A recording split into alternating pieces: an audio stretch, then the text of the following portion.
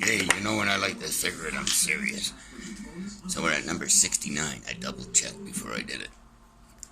Okay, I was slipping.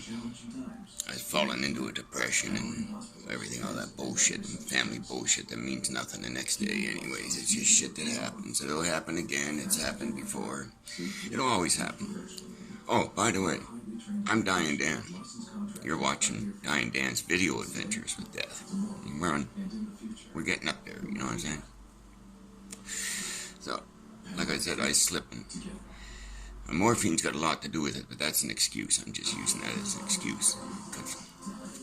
You know, whether I'm high on morphine or not, or whatever the hell you want to call it, I'm still me, you know. I should know better. Fall trap, being a hypocrite, falling trap into the very things that I'm trying to teach everybody not to fall trap into. But I'm only human after all, you know. We all have the same emotions, it's just we all deal with them in different ways, and most of us deal with them in the same way, but every person's unique, so different ways for different things. But, so first I want to apologize for all the insanity, but that shows you the reality of what guys like I go through, you know. It's not easy what I'm dealing with, waking up every day, waiting for that one sharp pain and wondering if that's going to be it. I've learned to live with it. I'm also going to learn to die with it. There's the laugh. There, I knew it was coming. You gotta smile, you know what I'm saying? Smile, it's almost the end of July. Smile, stop at the end of July. Then we're going to smirks. Next month is smirking, because I'm going to start my man period, so it will be smirking at everybody. Like I feel, mentally I'm good, you know, besides the emotions I'm fighting with, you know, stupid bullshit fights over bullshit that makes no difference in the makings of the world. But mentally I'm good.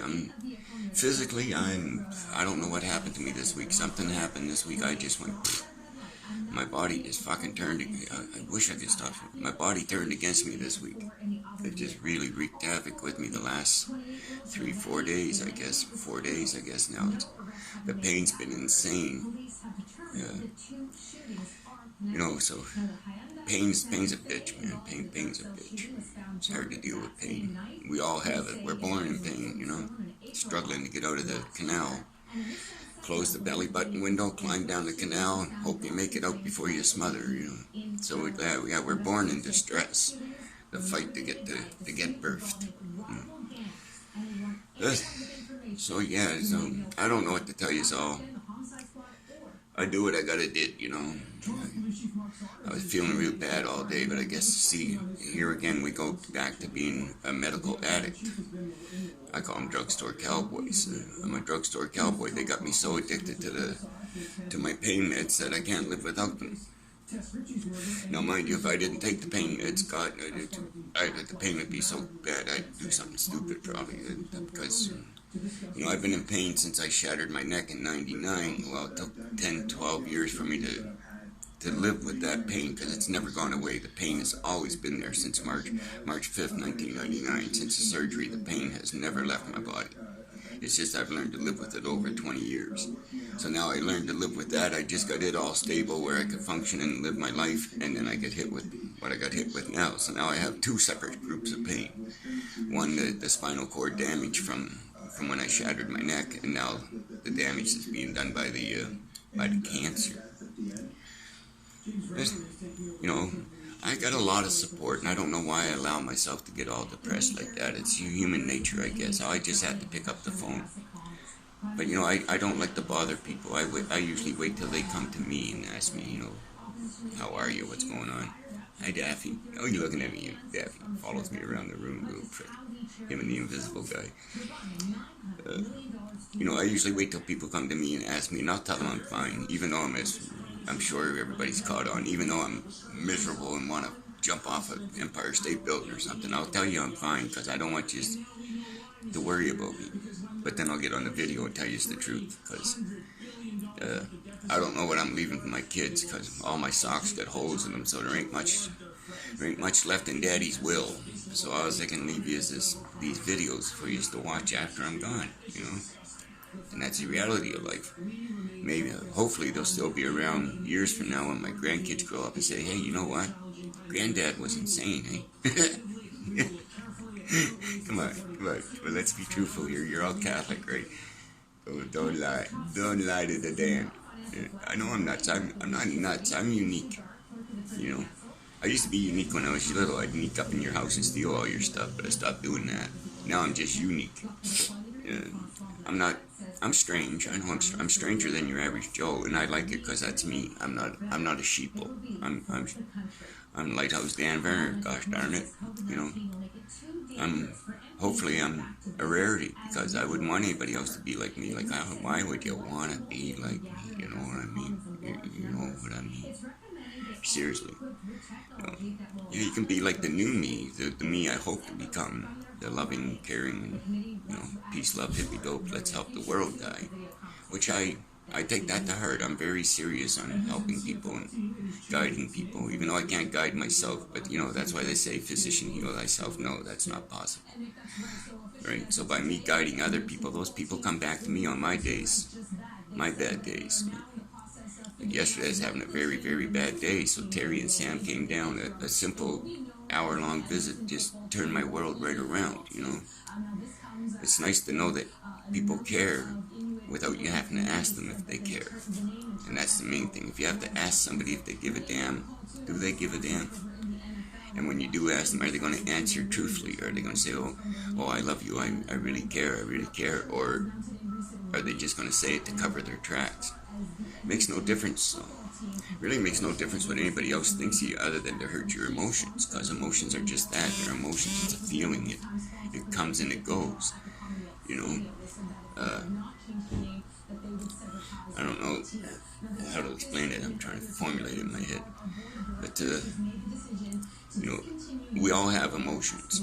Good ones, bad ones, happy ones, sad ones, blah, blah, blah, right? I'm a very emotional person. I put that off to being a writer. It's because I'm always thinking in my head how to, when I write a paragraph, I want to just say, see Dick run, see Jane run, I want to say, see Dick run down the hill with his hair blowing in the breeze and sweat running off his brow. We always elaborate on everything. Singers, songwriters do it, poets do it, any artistic, even the painter. A painter puts in, when he does his brush strokes, he has mild strokes, and then when he gets to the part of the picture that he really wants to accentuate, he'll put a strong brush stroke in there to draw your eye's attention to that stroke. And then you say, oh, look, the man painted 20,000 brush strokes, but this one is different than all the rest. So this brush stroke is the brush stroke that he wants us to see.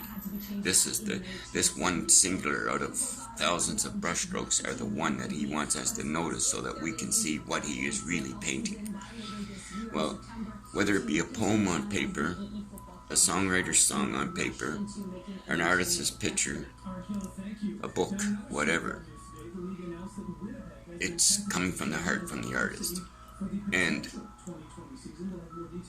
in such a way that they're trying to, like when I try to tell you something, rather than just come out and say it, I'll subliminally put other things in there. It's just human nature. My brain goes way faster than my hands do. I notice when I go to proofread my book, sometimes I'll leave out, not sometimes, almost all the time, I'll leave out half sentence because I've already said it in my head and I'm typing faster.